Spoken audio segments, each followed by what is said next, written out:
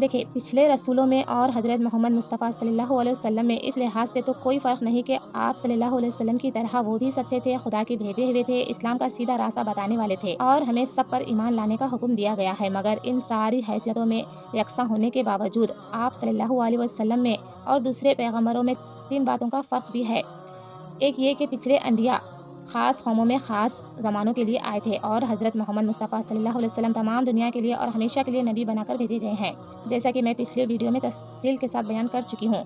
دوسرے یہ کہ پچھلے انبیاء کی تعلیمات یا تو بالکل دنیا سے ناپید ہو چکی ہے یا کسی قدر باقی بھی رہ گئی ہے تو اپنی خالص صورت میں محفوظ نہیں رہی ہے۔ اسی طرح ان کے ٹھیک حالات زندگی بھی آج دنیا میں کہیں نہیں ملتے، بلکہ اس پر باکثرت افسانوں کے رویے چڑھ گئے ہیں۔ اس وجہ سے اگر کوئی ان کی پیروی کرنا چاہے بھی تو نہیں کر سکتا۔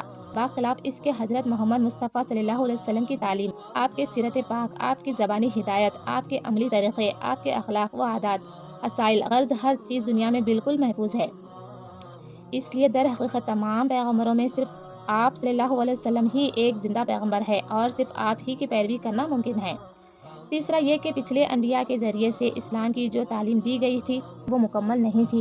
ہر نبی کے بعد دوسرا نبی آ کر اس کے احکام اور قانون اور ہدایات میں ترمیم و اضافہ کرتا رہا اور اصلاح و ترقی کا سلسلہ برابر جاری تھا۔ اسی لیے ان نبیوں کی تعلیمات کو ان کا زمانہ گزر جانے کے بعد اللہ تعالیٰ نے محفوظ بھی نہیں رکھا، کیونکہ ہر کامل تعلیم کے بعد پچھلی ناقص تعلیم کی ضرورت باقی نہیں رہی تھی۔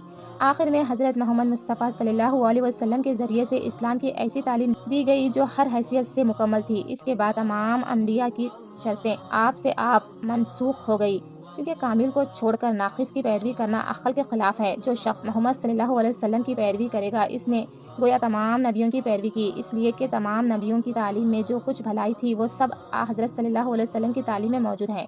اور جو شخص آپ کی پیروی چھوڑ کر کسی پچھلے نبی کی پیروی کرے گا وہ بہت سی بھلائیوں سے محروم رہ جائے گا، اس لیے کہ جو بھلائیاں بعد میں آئی ہیں وہ اس پرانی تعلیم میں نہ تھی۔ ان وجہوں سے تمام دنیا کے انسانوں پر لازم ہو گیا ہے کہ وہ صرف حضرت محمد مصطفیٰ صلی اللہ علیہ وسلم کی پیروی کرے۔